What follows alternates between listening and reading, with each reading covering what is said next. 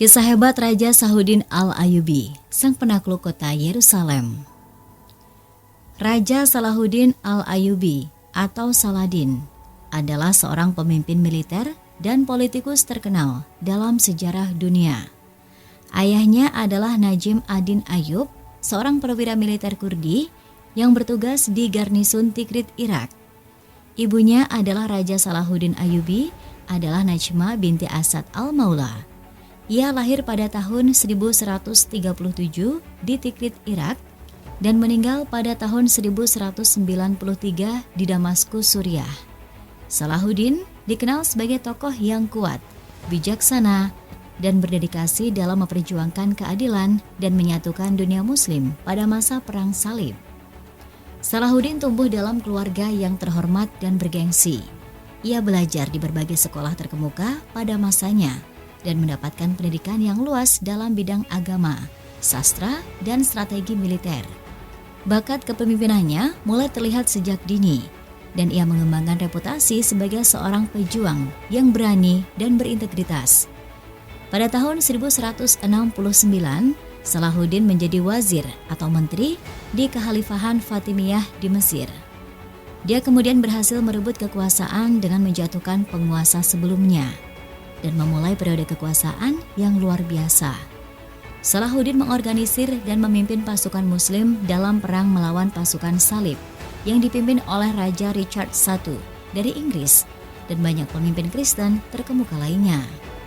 Puncak keberhasilan Salahuddin terjadi pada tahun 1187 ketika ia merebut kembali kota suci Yerusalem dari tangan pasukan salib. Upaya menaklukkan Yerusalem, persiapan Salahuddin untuk mengembur pasukan salib di Yerusalem, Palestina benar-benar matang. Dia menggabungkan persiapan keimanan, non-materi, dan persiapan materi yang luar biasa.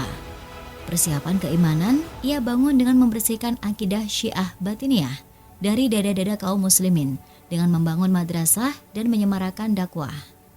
Persatuan dan kesatuan umat ditanamkan dan dibangkitkan kesadaran mereka menghadapi pasukan salib. Dengan kampanyenya ini, ia berhasil menyatukan penduduk Syam, Irak, Yaman, Hijaz, dan Maroko di bawah satu komando.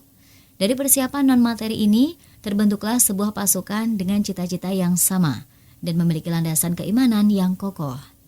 Dari segi fisik, Salahuddin mengadakan pembangunan markas militer, benteng-benteng perbatasan, menambah jumlah pasukan, memperbaiki kapal-kapal perang, membangun rumah sakit.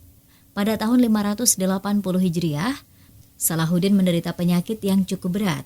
Namun dari situ, tekadnya untuk membebaskan Yerusalem semakin membara. Dengan karunia Allah, Salahuddin pun sembuh dari sakitnya. Ia mulai mewujudkan janjinya untuk membebaskan Yerusalem.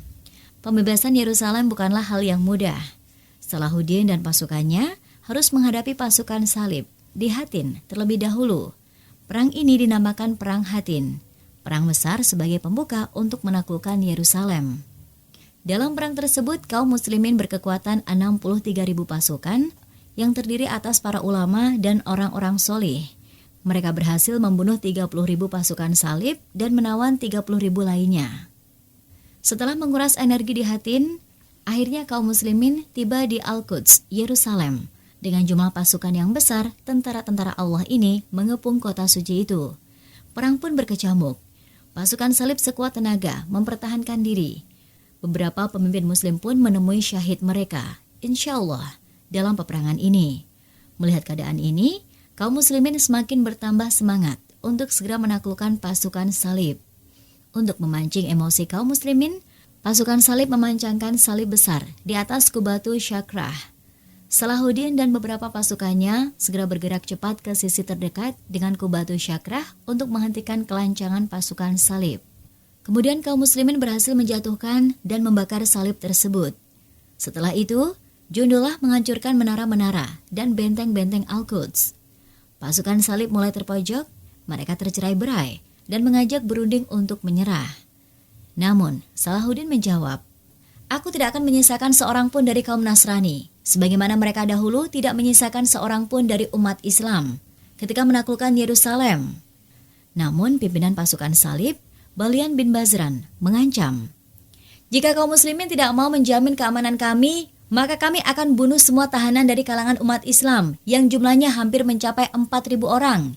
Kami juga akan membunuh anak-anak dan istri-istri kami, menghancurkan bangunan-bangunan, membakar harta benda, menghancurkan kubatu syakrah, membakar apapun yang bisa kami bakar. Dan setelah itu kami akan hadapi kalian sampai darah penghabisan. Satu orang dari kami akan membunuh satu orang dari kalian. Kebaikan apa lagi yang bisa engkau harapkan? Inilah ancaman yang diberikan pasukan salib kepada Salahuddin dan pasukannya. Salahuddin pun mendengarkan dan menuruti kehendak pasukan salib dengan syarat setiap laki-laki dari mereka membayar 10 dinar, untuk perempuan 5 dinar dan anak-anak 2 dinar. Pasukan salib pergi meninggalkan Yerusalem dengan tertunduk dan hina. Kaum muslimin berhasil membebaskan kota suci ini untuk kedua kalinya. Tindakan Salahuddin yang mengurungkan niat membantai tentara salib serta penduduk Kristen di kota itu sangat dihargai dan dihormati lawannya, terutama dari Raja Richard I Inggris, yang lebih dikenal sebagai Richard the Lionheart. Richard yang memimpin perang salib ketiga pada tahun 1189 untuk merebut kota Yerusalem, sangat menghormati dan menilai Salahuddin sebagai lawan yang berharga. Salahuddin memasuki Yerusalem pada hari Jumat, 27 Rajab 583 Hijriah atau 2 Oktober 1187. Kota tersebut kembali ke pangkuan umat Islam setelah selama 88 tahun dikuasai oleh orang-orang Nasrani.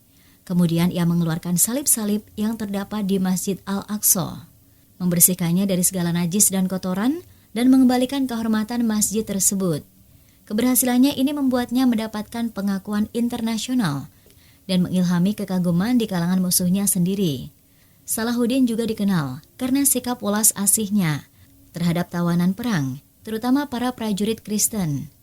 Salahuddin wafat pada usia 55 tahun pada 16 Safar 589 Hijriah, bertepatan dengan 21 Februari 1193 di kota Damaskus. Salahuddin wafat karena mengalami sakit demam selama 12 hari. Semoga Allah meridhoi, merahmati, dan membalas jasa-jasa engkau, wahai pahlawan Islam, sang pembebas Yerusalem. Salahuddin adalah seorang pemimpin yang adil dan bijaksana. Ia mendirikan berbagai institusi pendidikan dan keagamaan, serta mempromosikan perdamaian dan toleransi di wilayah yang dikuasainya. Salah satu sifat terpujinya adalah keberaniannya dalam mempertahankan keyakinan dan nilai-nilai Islam, sambil tetap menghormati dan menghargai orang-orang non-muslim yang hidup di wilayahnya. Raja Salahuddin Ayyubi dikenang sebagai salah satu tokoh paling terkenal dalam sejarah perang salib. Warisannya yang berpengaruh meliputi kepemimpinannya yang kuat, keberanian dalam medan perang, dan kemampuannya untuk menyatukan dunia muslim. Nama dan prestasinya telah menjadi simbol perlawanan dan keadilan, dan ia terus dihormati sebagai salah satu pahlawan dalam sejarah dunia. Dan ada juga sejumlah prestasi yang mengesankan dalam sejarah yang berhasil diraih oleh Raja Salahuddin Al-Ayyubi. Berikut ini adalah beberapa prestasi terkenal yang dicapainya. 1. Penaklukan Yerusalem. Salah satu prestasi paling terkenal Raja Salahuddin adalah merebut kembali kota suci Yerusalem dari pasukan salib pada tahun 1187. Ini adalah pencapaian penting yang mengubah arah perang salib dan mengembalikan kontrol wilayah tersebut kepada umat muslim. 2. Pemersatu dunia muslim. Salahuddin berhasil menyatukan dunia muslim yang sebelumnya terpecah belah.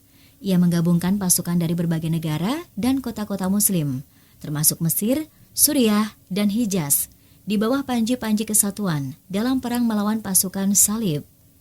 3. Pertempuran Hattin. Salahuddin memimpin pasukan muslim dalam pertempuran Hattin pada tahun 1187, di mana pasukan salib yang dipimpin oleh Raja Gai dari Yerusalem mengalami kekalahan yang telak. Kemenangan ini membuka jalan bagi penaklukan Yerusalem oleh pasukan muslim. 4. Reputasi militer. Salahuddin dikenal sebagai seorang pemimpin militer yang ulung. Ia memiliki strategi yang cerdas dan keberanian di medan perang. Ia memimpin pasukan muslim dalam serangkaian pertempuran penting melawan pasukan salib dan berhasil merebut kembali sejumlah wilayah yang sebelumnya dikuasai oleh pasukan salib. 5. Toleransi agama. Salahuddin juga terkenal karena sikap toleransinya terhadap agama lain. Setelah merebut kembali Yerusalem, ia memperlihatkan welas asih terhadap penduduk Kristen dan memungkinkan mereka untuk meninggalkan kota dengan aman atau tetap tinggal dengan membayar pajak perlindungan. 6. Pengaruh budaya. Salahuddin merupakan pemimpin yang berperan dalam mengembangkan budaya dan keilmuan di wilayah kekuasaannya. Ia mendirikan institusi pendidikan seperti madrasah dan perpustakaan yang menjadi pusat kegiatan ilmiah dan intelektual pada zamannya. Prestasi-prestasi ini menjadikan Raja Salahuddin Ayyubi sebagai salah satu tokoh terkenal dalam sejarah yang dihormati atas keberanian, kepemimpinannya, dan usahanya dalam memperjuangkan keadilan dan menyatukan dunia muslim pada masa Perang Salib. Jadi, itu saja ya untuk kisah Raja Al-Ayyubi, versi cerita sejarah. Dan jangan lupa buat dukungannya silakan tekan tombol like, subscribe, aktifkan notifikasinya, dan jangan lupa untuk komen. Bye-bye!